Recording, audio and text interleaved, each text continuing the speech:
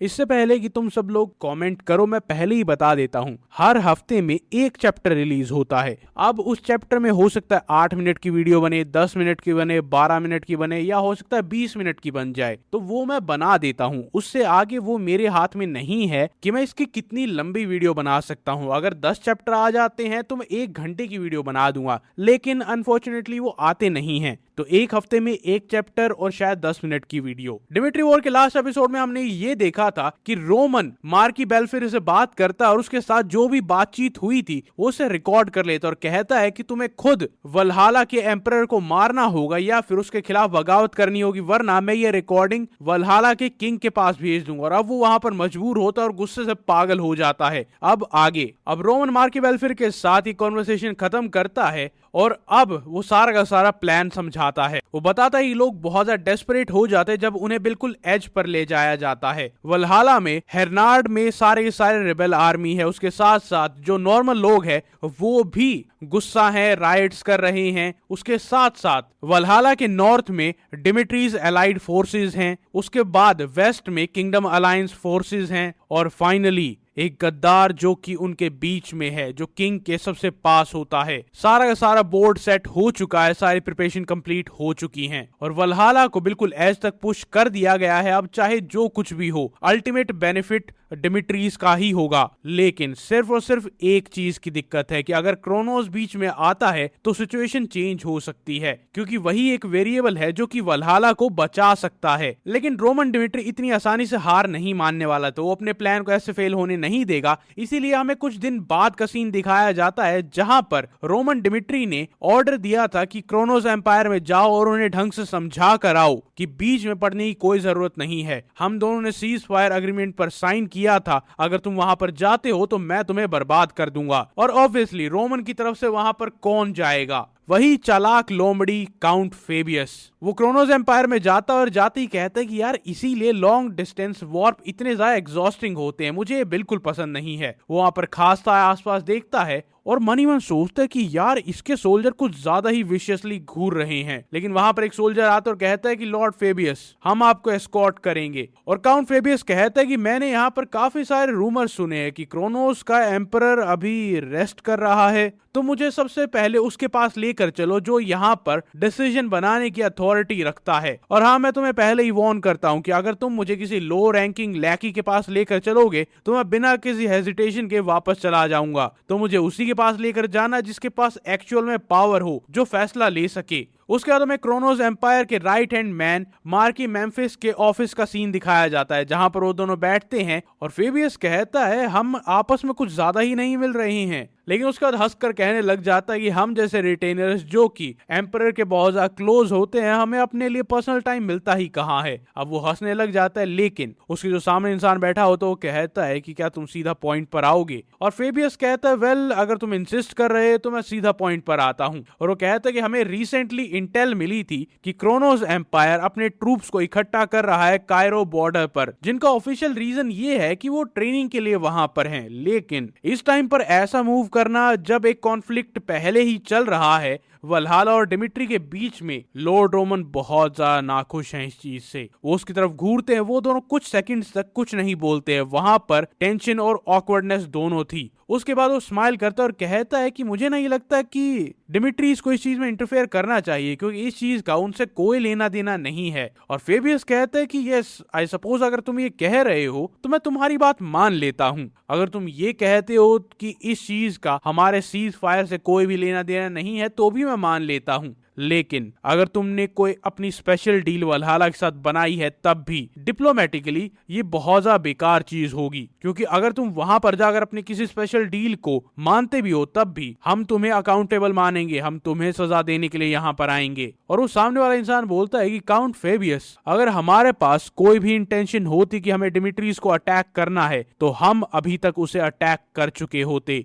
अगर हमारी कोई इंटेंशन होती तुम्हें नुकसान पहुंचाने की तो हम इतनी देर तक खड़े रहकर बस देखते नहीं रहते। आपको नहीं लगता कि डिमिट्री कोई इतना बड़ा नेशन नहीं है जिन्हें इतनी छोटी छोटी चीजों पर इश्यूज क्रिएट करने चाहिए? और फेबियस हंसते हुए कहता है कि आप एक सीजन प्रोफेशनल हैं, आपको बहुत अच्छे से पता है कि सामने वाले इंसान को गुस्सा कैसे दिलाना, उसका कंपोजर कैसे बेकार करना है। लेकिन मैं आपको याद दिला देता हूं कि क्रोनोस और डिमिट्री अभी एक सीज फायर में हैं, अभी वॉर खत्म नहीं हुई है, अभी वो सिर्फ और सिर्फ एक पॉज पर है जिसके लिए दोनों ने अग्री किया है। और मैं आपसे एक सवाल पूछता हूं, क्या क्रोनोस अभी सिर्फ और सिर्फ टाइम नहीं खरीद रहा है, वो बस कुछ टाइम पास करना चाहता है क्योंकि वो कुछ प्लान कर रहे हैं? और आपके एटीट्यूड को देखकर मैं ये बता सकता हूं कि एक अनअवॉइडेबल रीजन है कि आप लोगों को टाइम चाहिए ही चाहिए। क्या तुम इस चीज पर अग्री नहीं करोगे? कुछ तो बोलो। चलो ठीक है, तुम कुछ नहीं भी बोलोगे, मुझे पता है ये बात सच है कि तुम्हें भी टाइम की जरूरत है, तुम अभी लड़ने की हालत में नहीं हो, तो तुम्हें रूम को रीड करना सीखना होगा और उसी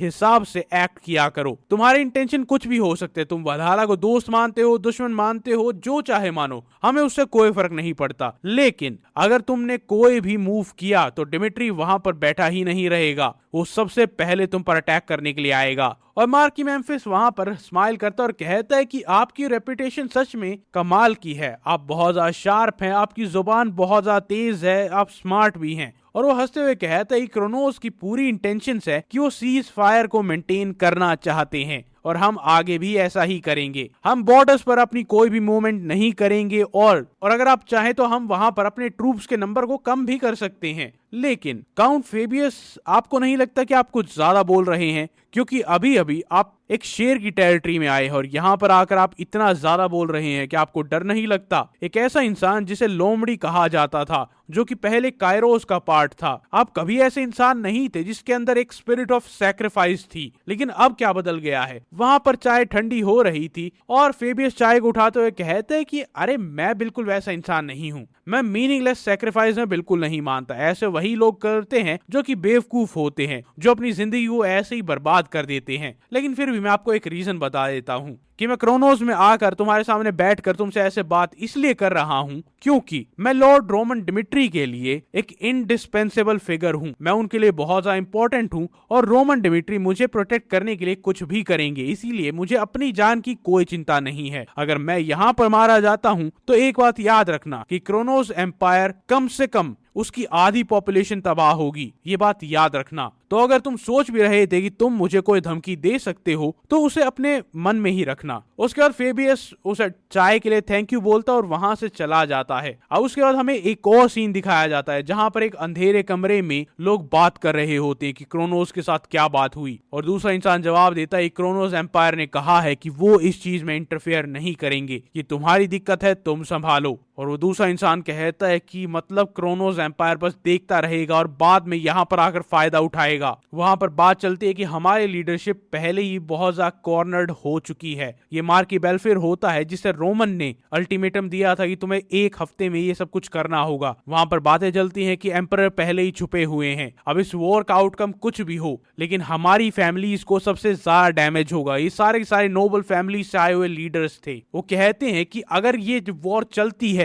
या फिर खत्म भी हो जाती तब भी हमें मिलिट्री ड्राफ्ट में से भेजने पड़ेंगे अपने लोग, उसके बाद हमारी फैमिली की पावर खत्म हो जाएगी, ना तो हमारे पास पैसा बचेगा, ना इन्फ्लुएंस बचेगा, ना ही लोग बचेंगे। तो ये ऑब्वियस है कि यहाँ पर चाहे कुछ भी हो हमारी फैमिलीज ही तबाह होंगी। और उसके बाद मार्की बेल्फेयर कहते हैं कि तो हमारे पास बस एक ही ऑप्शन है। दूसरा नोबल कहता है कि बताओ हमारे पास क्या है ऑप्शन है, एक्सप्लेन करो, डिटेल में बताओ, क्योंकि हमारे पास ज्यादा टाइम नहीं है। और मार्की बेल्फेयर हंसते हुए कहता है कि अल्टीमेटली ये एक वॉर है और ये तभी खत्म होगी जब या तो इंपीरियल फैमिली या फिर रेबेल आर्मी, इन दोनों में से कोई कंप्लीटली बर्बाद हो जाएगा। और इस आने वाले केओस में सरवाइव करने और अपनी पावर को बनाए रखने का बस एक ही तरीका है, वो है कि हम रिबेलियन को खुद शुरू करें। अब ये लोग ये बात सुनकर हैरान हो जाते, लेकिन वो उन्हें एक्सप्लेन करता है कि देखो रिबेलियन पहले ही शुरू हो चुका है, उन रिबेलियन आर्मी के साथ डिमिट्री पहले से जुड़ चुका है, वो एम्परर को कॉर्नर कर चुके हैं। तो अब अगर हम रिबेलियन रेबल्स का साथ देते हैं तो हम ये कह सकते हैं कि हमने रेबेल आर्मी को फंड किया था, हमने उन्हें सपोर्ट किया था। और जब एम्परर पावर से चला जाता है तब भी हम अपनी पावर मेंटेन कर पाएंगे और लोग हमारे साथ होंगे, क्योंकि हम उन्हें ये कहेंगे कि एम्परर को भगाने में हमने हेल्प की है। क्योंकि अगर हम एम्परर का साथ देते हैं तो वो हमें छोड़कर चला ही जाएगा, जैसे वो पहले चला गया था। उसके बाद वो दिन आता है जब वो रिबेल करने का फैसला करते हैं। वहां पर वो सारे लोग इकट्ठे होते हैं